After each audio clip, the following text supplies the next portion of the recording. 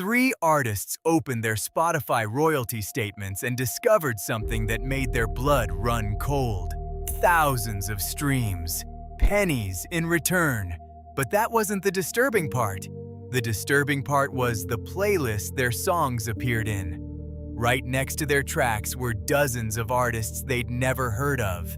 Generic names, stock photos, and when they clicked play, they heard something that sounded almost right, almost human, almost real. But underneath the melody, underneath the production, there was something hollow, something manufactured, something that didn't breathe. They started digging. What they found was a systematic replacement operation happening across every major streaming platform, an entire shadow music industry being built in real time while human musicians watched their income evaporate. And the platforms? They weren't just allowing it. They were actively profiting from it.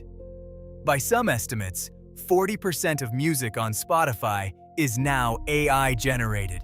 That percentage isn't the real story. What's actually happening behind the scenes is far more calculated. This is the story of how artificial intelligence infiltrated the music industry, how it's generating billions in revenue for platforms and nearly nothing for human artists, and why the next 18 months will determine whether musicians survive this transition at all. You're watching Vault Report. Here's what we're going to cover. The bot farms generating $34,000 monthly, the secret AI company flooding platforms with 50,000 tracks per month, and the platform strategy designed to destroy artist negotiating power. Stay until the end, because what happens in the next 18 months will determine if human music survives at all. Go back to 2023. Most people weren't paying attention to AI-generated music yet. They were too busy experimenting with ChatGPT or playing with image generators. But in the background, something quieter was happening. Music streaming platforms were being flooded with a new kind of content: lo-fi beats, ambient soundscapes, generic jazz, meditation tracks, study music. The kind of stuff people put on in the background and forget about. What made it different? These tracks weren't coming from struggling bedroom producers trying to make it big. They were coming from automated systems pumping out dozens of songs per day. No studio time, no musicians, no songwriters. Just algorithms trained on millions of existing tracks, remixing patterns into something that sounded close enough to real music that most listeners couldn't tell the difference. And it worked. It worked because of how streaming economics function. Spotify pays rights holders between 0.3 and 0.5 cents per stream. Sounds tiny, right? But scale that across millions of passive listeners who just want background noise while they work, and suddenly you're looking at serious money.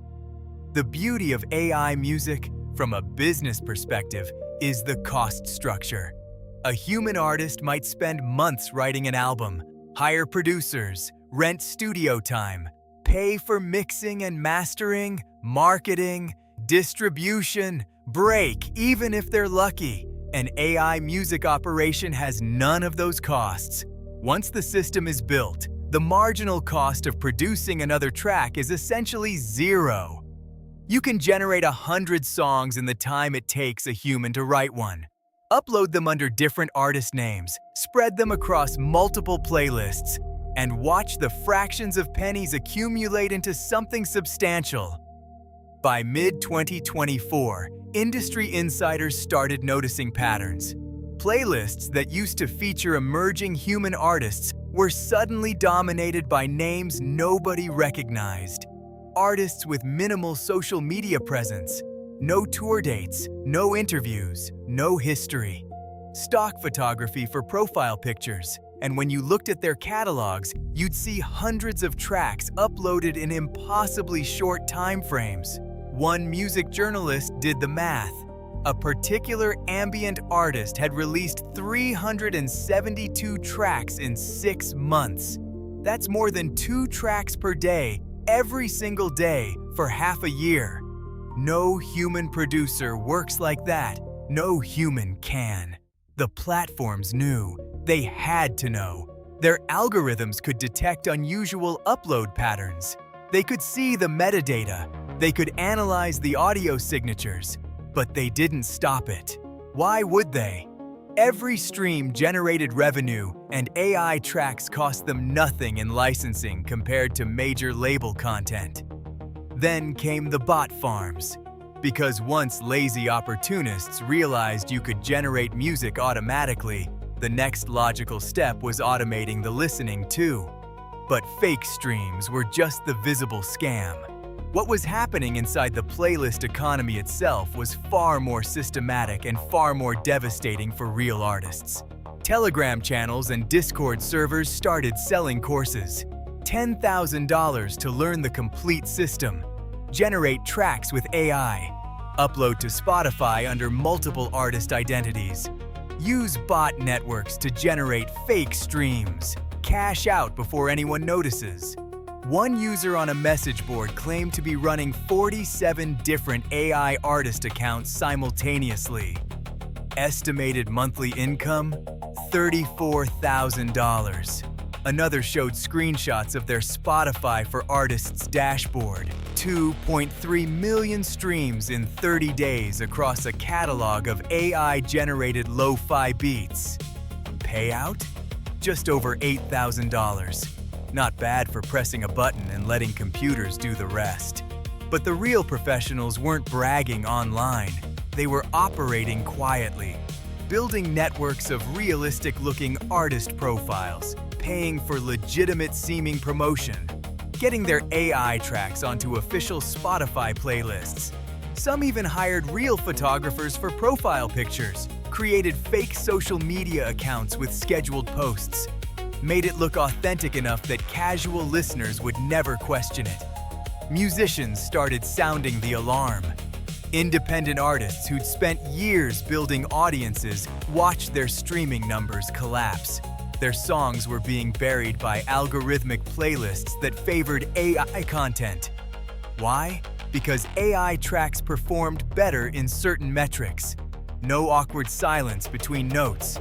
No experimental sections that might cause skips. Every second optimized for passive listening. The algorithm loved it. A folk singer from Portland posted a video breaking down her royalty statement. Her carefully crafted album that took 2 years to write and record? $400 in quarterly earnings. A generic AI-generated ambient track she uploaded as a test just to see what would happen? $700 in the same period. She deleted the AI track in disgust, but the message was clear. The system was rewarding automation over artistry, and it wasn't just independent artists. Session musicians who made their living playing on other people's records started seeing work dry up. Why pay a studio guitarist when AI could generate a convincing enough guitar part? Why hire a string quartet when machine learning could synthesize orchestral arrangements? Producers found their services being undercut by AI tools that promised professional-sounding results in minutes. Mixing engineers watched as automated mastering services improved to the point where most listeners couldn't distinguish them from human work. The entire support ecosystem that kept working musicians employed was being hollowed out. But the playlist economy was where things got truly predatory. This is how Spotify works for most casual listeners. They don't build their own playlists. They pick from pre-made ones. Chill vibes, focus flow, peaceful piano, deep sleep. These playlists have millions of followers. Getting your track on one means guaranteed streams, guaranteed income. Spotify controls many of these playlists directly, and they started filling them with tracks from artists distributed through their own in-house service. Artists who, conveniently, had no negotiating power, no advances, no minimum guarantees, just whatever fraction of a penny Spotify decided to pay per stream. Industry analysts called it a conflict of interest. Spotify called it providing value to listeners. Then the reporting started. In late 2025, a music industry publication investigated the ambient and lo-fi categories on Spotify. They found that over 60% of the top-performing artists in these genres had characteristics consistent with AI generation: impossibly high output, minimal online presence, generic branding. When they reached out to these artists for comment, most never responded.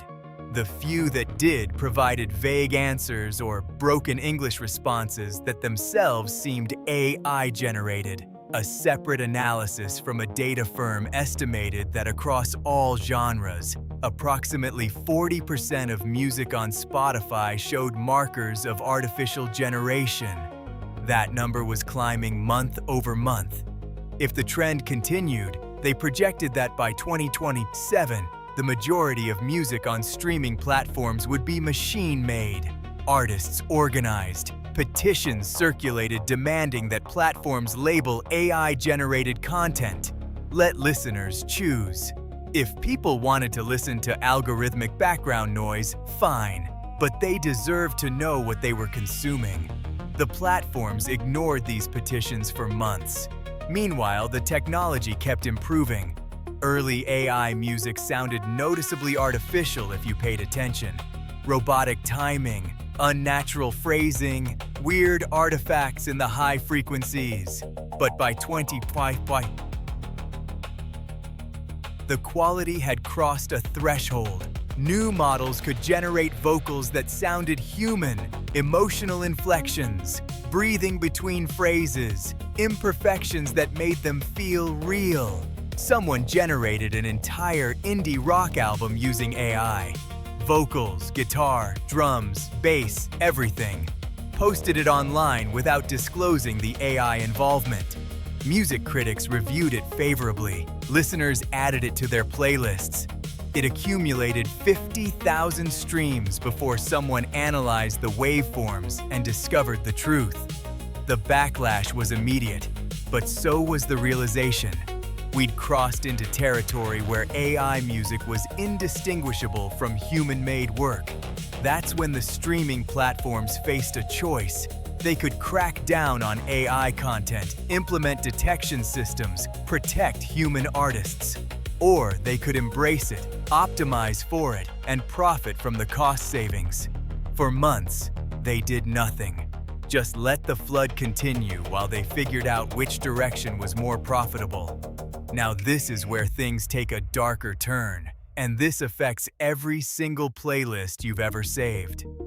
The platforms weren't just passive hosts for AI music.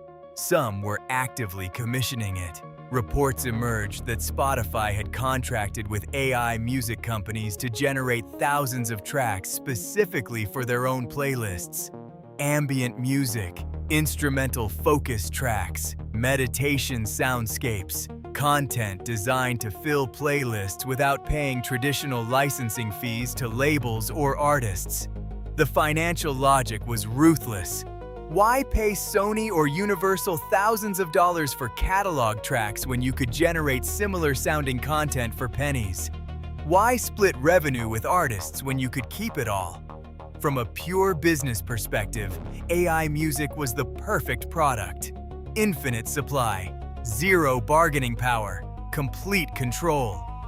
One former Spotify employee, speaking anonymously, described internal meetings where executives discussed AI music as a cost reduction strategy. The goal wasn't to eliminate human artists entirely, just to dilute them enough that their negotiating leverage disappeared. Fill the platform with cheap AI content, and suddenly major labels can't demand premium rates. Supply and demand. Musicians called it exploitation. Economists called it disruption. Platform executives called it innovation. But the result was the same. The value of human-created music was being systematically devalued. Independent labels started collapsing. Small operations that had spent decades nurturing artists, building careers, creating culture. They couldn't compete with the economics of AI. Their artists were being buried in algorithmic recommendations. Their revenue was evaporating. One by one, they shut down or sold to larger companies. Legacy artists watched their catalog streams decline as playlists shifted to AI content. A jazz musician whose recordings had generated steady passive income for 20 years saw his quarterly payments cut in half over 18 months.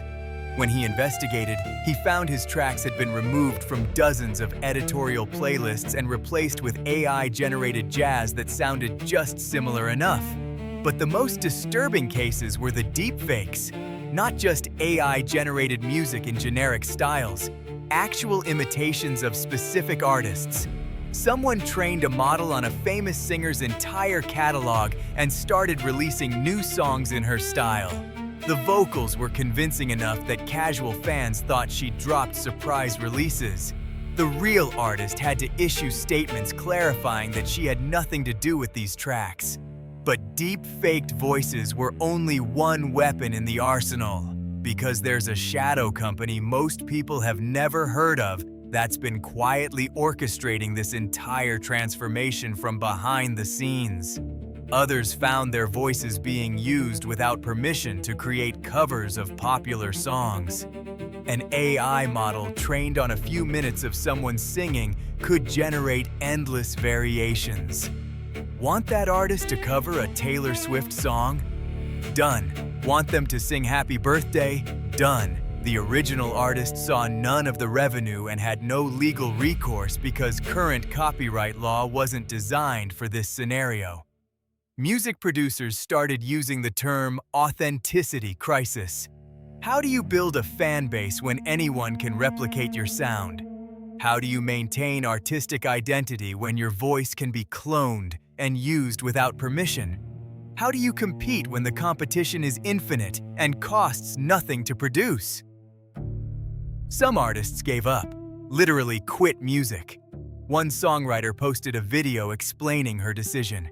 She'd spent 15 years honing her craft, released 4 albums, built a small but dedicated following. Her streaming income had been modest but enough to survive on when combined with occasional touring and sync licensing. Over 2 years, that income declined by 70%. She couldn't afford to keep making music. She got a corporate job.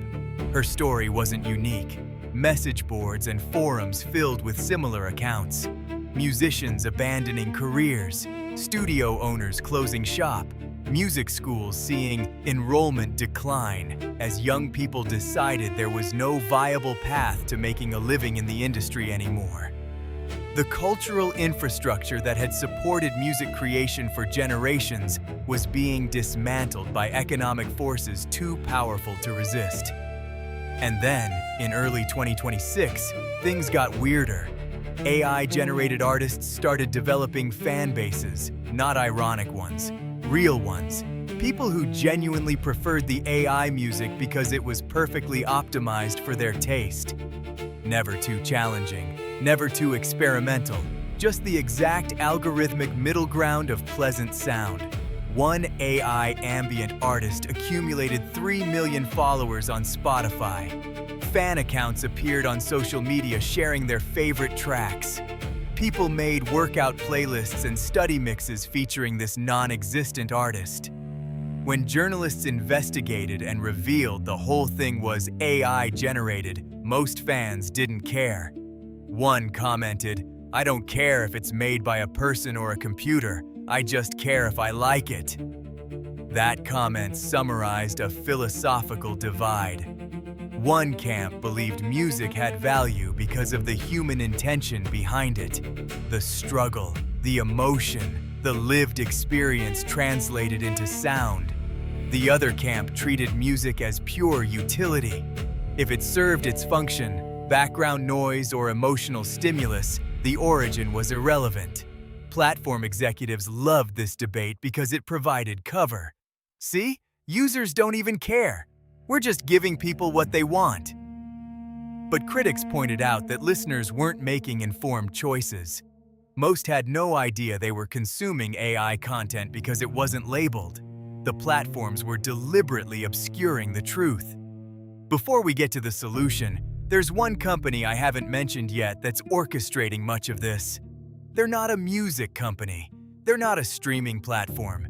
They're an AI firm that specializes in synthetic media generation, and they've signed deals with multiple streaming services to provide them with unlimited music content for a flat monthly fee. Unlimited music, flat fee. The economics break every traditional model. This company operates in near total secrecy. No public website, no press releases, just quiet contracts with platforms desperate to reduce their licensing costs. According to leaked internal documents, they're generating over 50,000 new tracks per month across dozens of genres. Each track is optimized using streaming data to match what's currently performing well. It's music creation as pure algorithmic optimization, and it works. Their tracks average higher completion rates than human-made music in the same genres. Why? Because they're designed to never surprise you, never challenge you, never take risks. Just deliver exactly what the data says you want to hear. It's music as statistical probability. Some musicians started fighting back with technology. If AI could generate music, they'd use AI to detect it. Tools emerged that could analyze tracks and flag likely AI generation with decent accuracy. Music communities started maintaining lists of suspected AI artists, warning systems, grassroots attempts to protect human music culture. But it was like trying to hold back the ocean with a bucket. For every AI artist identified and called out, 10 more appeared. The economic incentives were too strong. As long as platforms paid per stream and didn't verify the source, opportunists would exploit the system. Then came the legal battles. A coalition of artists and labels sued several AI music companies for copyright infringement. The argument was straightforward. These AI models were trained on millions of copyrighted songs without permission. Every AI-generated track was derivative of that stolen training data. The companies countered that AI training fell under fair use, that they weren't copying specific songs, just learning patterns. The case dragged on. Meanwhile, the music kept flowing. Millions of AI tracks uploaded every month. Billions of streams, hundreds of millions of dollars in revenue flowing to platforms and AI operators, while the human artists whose work trained these systems saw nothing. Some platforms finally started responding to pressure. Apple Music announced they would begin labeling AI-generated content. Though the implementation was vague and enforcement seemed minimal, Amazon Music created separate categories for human and AI music, letting users filter. Spotify, the largest platform, remained silent on the issue for months. Artists kept pushing. High-profile musicians started pulling their catalogs from platforms that wouldn't commit to labeling AI content. Some organized boycotts. Others tried to build alternative platforms that were exclusively human-created music. These alternatives struggled to gain traction because the network effects favored the giants. Your audience was on Spotify. Your playlists were there. Your discovery algorithm was there. Starting over somewhere else meant giving up years of accumulated presence. The streaming platforms knew this. They had the leverage. Musicians needed them more than they needed any individual musician. Even major artists with millions of fans couldn't move the needle alone. The platforms could lose entire genres and still be profitable because AI would fill the gap. And fill the gap it did. By mid-2026, you could find AI-generated versions of almost any style. AI death metal, AI Baroque chamber music, AI reggaeton, AI bluegrass. Some of it was terrible. Much of it was mediocre. But enough of it was good enough that listeners who didn't care about authenticity accepted it. The cultural implications started becoming clear. Music had always been a reflection of human experience. Joy, pain, love, loss, rebellion, hope.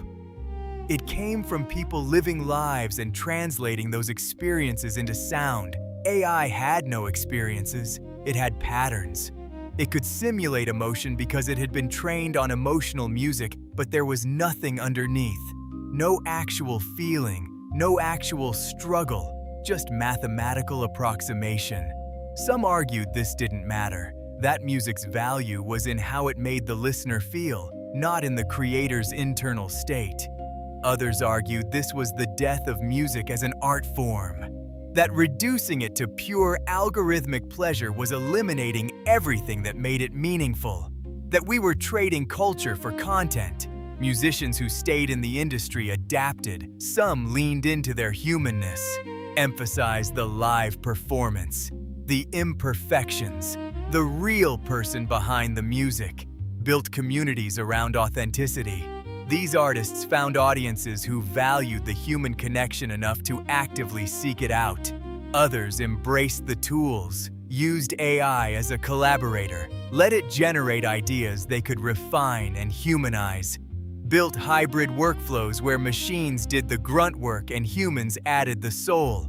This approach had potential, but it was a narrow path. Too much AI and you were just another content generator. Too little and you couldn't keep up with the volume. The volume was the killer.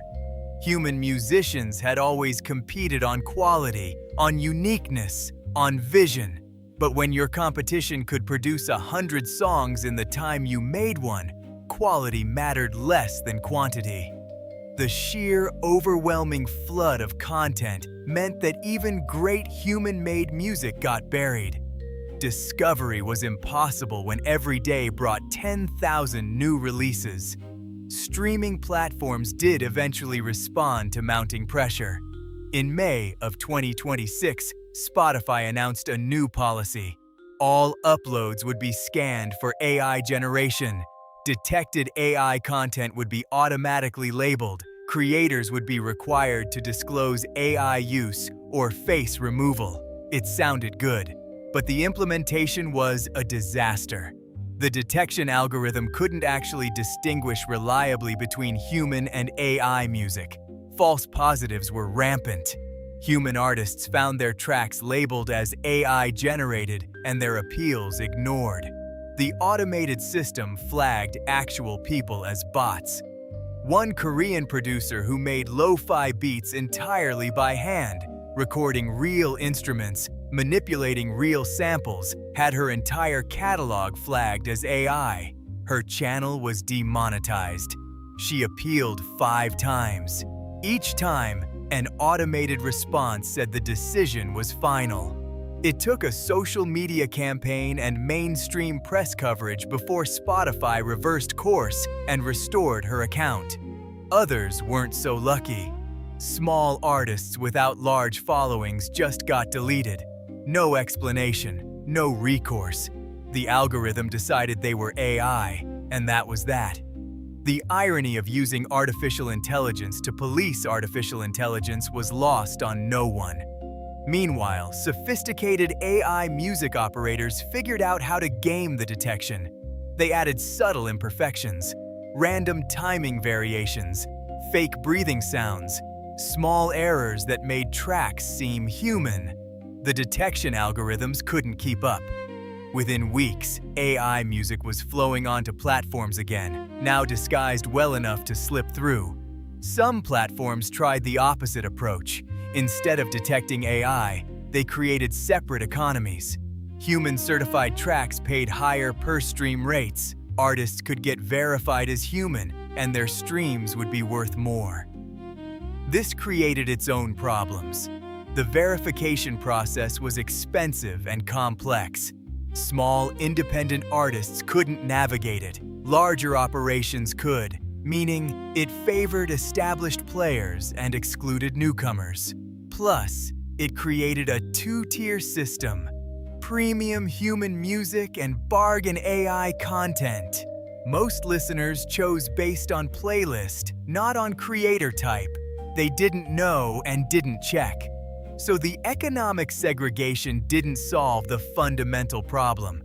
What happens in the next 18 months will determine whether human musicians survive this transition, and the clock is already ticking. Several factors are converging. The technology is still improving. Next-generation AI music models will be even harder to distinguish from human creation. The uncanny valley is closing. The economic pressure is intensifying. Platforms are under constant shareholder pressure to reduce costs and increase margins. AI music helps both. Unless there's regulatory intervention or massive user backlash, the financial incentives point toward more AI, not less. A generational shift is happening. Younger listeners who grew up with algorithmic playlists care less about artist identity than previous generations. They consume music as background utility, not as art. This demographic trend favors AI content. But there are counterforces. Some jurisdictions are considering legislation that would require clear labeling of AI-generated content. The European Union proposed regulations that would mandate disclosure and potentially limit AI content in certain contexts. If these pass, they could create protected spaces for human artists. Artist coalitions are getting more organized. Cross-industry alliances between musicians, actors, writers, and visual artists who all face similar AI threats. They're lobbying for copyright reform, for platform accountability, for economic protections. Some of these efforts might succeed, and there's a growing cultural resistance.